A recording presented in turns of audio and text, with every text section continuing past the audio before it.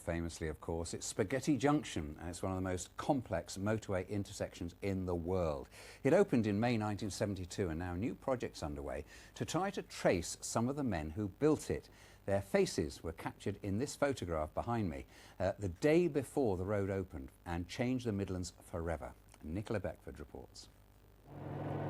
You can see why they call it Spaghetti Junction, though the engineers point out that unlike a plate of spaghetti, it stands up and it's highly planned.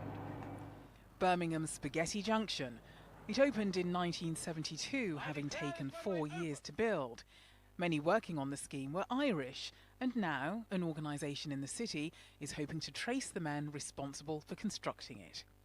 This photograph tells a story, and we want to gather the names of everyone and gather their memories and their experiences so that it can be archived for future generations to come. This image was taken the day before the network opened. So far, the Birmingham Irish Association has traced 17 of the 21 men in the photograph. They're now having a last push to find the remaining 4. Spaghetti Junction, which covers 30 acres in total, was once voted Britain's most intimidating road.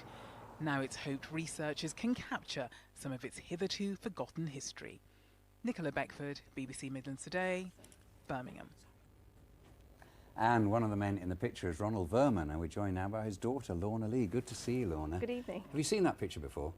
Only last night was the first time I saw it. Wow. On Facebook. And have you got many No, pictures I on have no, other than my father's wedding photos and Yeah. some wedding photos of family when, when he was younger. I have no photos of my father when he was younger at all. They didn't have a camera, so. Yeah, so that's still quite special then. It is very special. Yeah, so he lives in Worcester these days? He's a Worcester man, born and bred. How is Yes. he? He's good. He's 80 next year.